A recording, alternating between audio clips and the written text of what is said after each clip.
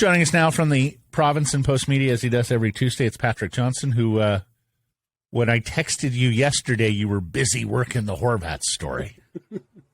So what'd you find out? Well, I love Big Brother, so I don't know anything else. Okay, you want to start here, all right? Okay, so we're going to start here. We're going to rip Gary Bettman right off the get-go. What did you think of the commissioner saying that the rotating rink boards are a non-issue because their polling finds people enjoy the games better? It's I think the all-time winner for most Gary statement ever. You guys are all wrong. You don't understand. People love it. And it's, in the end, the 40 years of struggle, your tears welled up in your eyes and you realized you loved Big Brother. Gary's right. Scoring's up. That has nothing to do with it. That has nothing to do with it, though. That is, it's people enjoy the game boards more. No, hold on, Blake. The game boards, everyone's excited. The players don't even know they're there, and they're that excited, and that's why scoring. Yeah. Is it, causation? Maybe they are creating the increase in scoring. It's synergy. They're so excited. One big pile of... So exciting. Well, there's a big pile of something for sure. Yeah. and just remember, gentlemen, our league has never been stronger. All right? Yes, it has always. Never once been stronger than here today on Tuesday, December 13th, 2022. All right. So speaking of Bo Horvat. Where are we at? Well, I mean, it's a player that definitely has interest around the league. And a lot of the ones I think are obvious. But, there's the Colorado conversation, which I think is people kind of suspect and stiff it out. And I remember even when I was there, I was thinking about it, and I talked to a couple of people, and they're like, can you imagine him between Nichushkin and Landeskog, right? Like the two guys that are out. Like, what a lot, like that, like they're not, the Avalanche don't even have a line like that right now. And they put those guys in, and you're like, what? Yeah. So, that's the appeal there. I think underpinning all of this stuff is where does he want to go? Where does he want to stay, I should say. I think Florida would have an interest in him. I don't know if they do, but I think they would. Someone said to me they thought Philly would be a fit. He certainly would be, I think, a John Tortorella kind of player. And if you're looking at, someone said to me about Florida, for instance, they're not too super enamored of Aaron Ekblad. And so... Well, hey, now you're talking. Yeah, and I think I was just going to say, my ears just perked up. That's a right shot defenseman, yo. That could be the class that they find themselves in, especially given how he's playing. And you look at how that team plays. That's a team that would like Colorado is a team that would really like what Horvat brings to their team. Philly, obviously, because it's building and to be a big profile chance for him and that kind of thing. But, I don't know, you're still spitballing. Ekblad's got a no move, but you can always approach the player. Yeah. Okay, let's play this out because we started to hear a lot about a Horvat trade yesterday, and I suspect we will hear more. First of all, the holiday roster freeze is Monday, the 19th. Yeah. So if stuff doesn't get done here in 6 days, it's probably not going to happen until January. Mm-hmm. One would think. There's exceptions. And, look, I can understand the Canucks messaging that, hey, it's our last best final. We have nowhere to go from here, Bo Horvat, take it or leave it, and test the mettle of this player to move on. Blake has long argued that Bo Horvat just wants to be the captain of the Vancouver Canucks in perpetuity, that it really matters to him to be a captain of a team in Canada. And, if he had his druthers, wouldn't want to move on. You buy that theory, that this is the Canucks leveraging the Horvat camp? I don't know. He's been here a while. He's seen a lot. Mm-hmm. I've referenced it before. The frustrations the players felt in 2021, when they had COVID. The ongoing renovations down below. They're getting closer to being completed, but that's something that started in June or sometime this summer. It was an overhaul of the whole operation, but I don't. It's going to be mid-season on that, right? Like, I mean, we're basically looking at half this. I mean, we're a third of the way through. It's basically going to be half the schedule by the time. Yeah, and in the end, a team that constantly has the same discussion about it is good enough, and mostly has not been, and that they find a true run of success. Certainly, some of fortune, but like in the end, the players believed in themselves in 2020 and then just had everything dumped upside down in front of them. Well, let me ask you the flip side then. Do you believe that there's no number and no term that Bo would sign right now, that he just wants out so badly, or he just wants to play it out through the end of the year, if not to unrestricted free agency and evaluate at that point? I don't know. That's one I can't judge. I just have no sense of that whatsoever. Would that surprise you if that was the case? That that there was just no number that would keep him? That he just wants out, period. I don't know him that well. No, we have a good relationship. We talk a lot. He thinks a lot about his situation. So I certainly would think that does. Do I have a price that I will walk away from, and vice versa? It's certainly something I'm sure he would have considered. Now, what his position is, I don't know. I simply don't know. Yeah. What I wonder in those kinds of situations is, like, for a guy like him, like, of course they want to win yesterday anyway.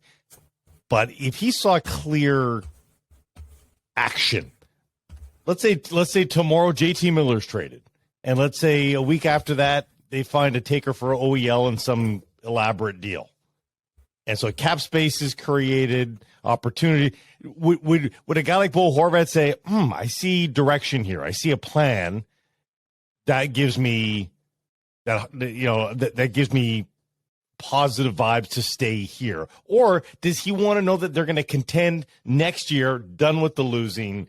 That's what I struggle with inside trying to guess what Bo Horvat's thinking is. What's more important to him, winning now, winning the playoffs, or clear, concise direction? Because he hasn't had either of those things in the past half decade.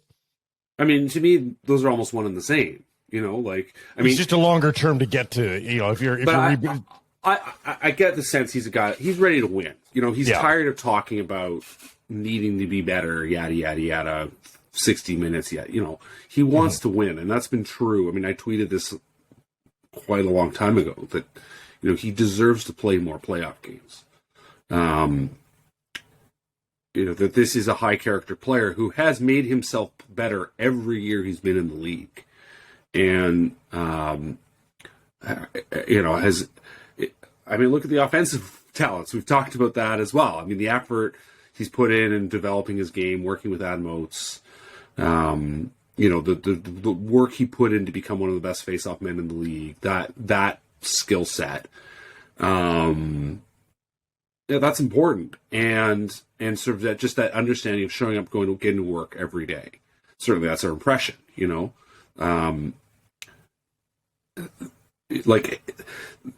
he's a guy that wants to win. He wants to win now. He wants to win tomorrow. He wants to win forever, right? And he hasn't had a lot of that. So, to me, that definitely drives everything. And so, yeah. So, I mean,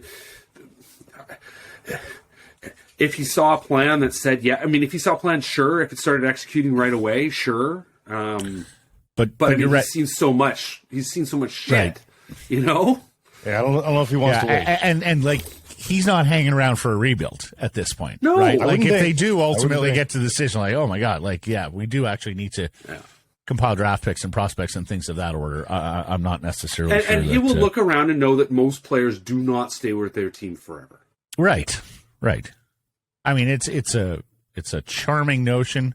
There's an extraordinary example in this town with Henrik and Daniel Sedin, but quite right. In today's day and age, pro athletes are effectively mercenaries. You're off to the next. You're off to the next town. He screamed Daniel and Henrik Sedin, though. That's the problem. He did. No, he did. He did. But a lot of guys, you would have thought would be in. We're talking about Jonathan Toews potentially on the move here this year, right out of Chicago. So I mean, if you can trade Jonathan Toews and his cup rings out of Chicago. You can trade Bo Horvat in his 3 playoff series out of Vancouver. Let me ask you our Bodog poll question. Besser, Horvat, or if you want to go elsewhere, who goes first? Who do you think is traded here first? I am tempted by elsewhere. I think with Horvat, that is the chip that you have you can leverage the most. So I don't know if that certainly doesn't feel like one you rush into. If you can find something with Besser, I think you make that happen because that's clearly where. Mm-hmm. So I think it's Besser in the end. I saw our good buddy, even if it's more complicated because there's fewer options. I saw our good buddy Cam Robinson championing a Kuzmenko trade. Is that the responsible thing to do? I mean, Andre, I like the guy. The character's out of sight. Yeah, the character's out of sight. The play has been very good. Yeah. I think his stats are bigger than what he is. I don't know that he's like flirting with a point per game player. I don't think he is that necessarily that good. I think he's benefited from the power play but you need that. No, you do. But anyhow, do you invest in that player? I think so. I mean, I get the premise. I saw Cam. Yeah, I saw. I was like, yes, and I loved it. It didn't surprise me. That's Cam's. He's like, let's go crazy and aggressive, and there's certainly something to be said about that. But I think what they found, and the sort of what they found, and the fact that he is an upgrade on Besser. What he's given them. I have a hard time seeing them moving on from him, even if the ask is going to be big and long term. I mean, they know they have big and long term choices to make here. He's also a reminder of a successful that's venture, it. Right? Well, that's it. And the whole point was to do things better. And he is an example of something they got right. That there are things that the new regime has done well. And that's one of them. And so it's just hard to imagine it happening. And I'm not even sure, to go back to Cam's reasoning, I'm not even sure that is really what you want to do here. You do need some things, right? Like, even if you are going for some sort of, some sort of start anew, centered on Pettersson and assuming they're centered on Pettersson and Hughes, you still need guys to play with them, and that's a guy that you need to keep around. That you need to also do a sell job on Pettersson, right? Like, that's the thing. If you're going to center a new team around him, you have to convince him. Similar to the question on Horvat. Here's a guy who I think you can still convince, but he needs to see action. I mean, he's got his Mikheyev, and that has helped. I think you can argue Mikheyev has helped Pettersson this year. There's a good mix there, but I hear what you're saying as well. Look, if you're moving on Horvat, maybe you do have the cap space to re-sign Kuzmenko if you believe in the player. Of course, his agent has said he is absolutely going to free agency, and that is one we tend to believe a little more than most. He's going to free agency because of the ability to hear from 32 without a salary capped contract in ELC being the bidding price. So, can I ask you something away from it? If they're going to play like this, BJ, if they're going to play 6-5 games, and that's going to be the MO, it's going to be feast or famine on a nightly basis. Why not play Jack Rathbone? Like, if giving away the puck is of no consequence to this team because everybody seems to be doing it, and why wouldn't you have the guy that can help you get to 6 goals every night? Yeah. It's a reasonable question. I don't know. I mean, I there wasn't a whole lot that when we did see him that said, okay, this guy needs to be seen more. It was. I will say that was. I think he was scared. I think he was scared shitless to do anything. Right. Sure. I mean, there were moments. We knew he moved the puck. When he had the puck, he did fine. You know. I just the COVID year was tough on everyone. It was especially tough on young players like him because there just wasn't a lot of time. I mean, he got a lot of practice time, and he got to play a little bit at the end. But that should have been that was an important transition year, and it didn't work great. Last year, obviously, he finished well, but the defensive game remains a work in progress, and I think just having him play in the AHL, finding some success doing that, maybe you reset, maybe he just needed a reset. You just need to play. I mean, I saw him in Vegas. I saw him a lot of games. He came and watched a lot of games from the press box. And at one point I said, hey, how come you always come to the press box? Because most players don't. Most players, right. They work out or whatever. They watch from below. And he said, at one point he said to me, well, I watch enough games on TV, because they're watching TV downstairs. I like watching it from upstairs. Yeah. And, so he was upstairs. Whether he was actively learning off that, I don't know. But he liked that. He certainly, for what it was, a guy who wants to play, if he was going to do something, he was going to try to watch it from that angle. But the body language was constantly there. He was a frustrated guy. He wants to play. He wasn't playing. He was always one of the first guys on the ice. He was a guy that would help Ian Clark work the goalies. A guy who could be the shooter for the goalies. Work extra after practice when he could with the likes of Henrik Sedin and Yogi Svikowski. Try to figure out what he needs to be. But you're doing all that stuff. If you're not getting a chance to apply in games, it's all for naught. So, in the end, he needed to play. Could he do any worse than Riley Stillman? I don't know. Riley Stillman, I will say, has actually played somewhat better recently, but he's still, it's like, can we do any better? It's like, I'd like to see Christian Wolanin to see what he's like. But, in the end, it is a bit of a shuffling deck chair situation. I do think in the end he's in the right spot, because he's getting a lot of ice time. He's going to get to work. If he doesn't come back, I think he does need to come back and play. Like, there's no doubt about that. To answer, so basically answer your question. Like, yes, he should be in the lineup. I just don't think right now is the time to do it. Okay, you go suss out those Frank Luntz focus groups that love the rotating rink board ads. See if I can, yeah. Someone else said, is anybody else in the seriously? And I think she said, are any of the people in the study in the room right now? Yeah, exactly. That needs to be a streeter element somewhere outside an NHL barn. Hey, tell me how much you love the rotating rink board. Thank you for this. We'll catch up next Tuesday. Take care, guys.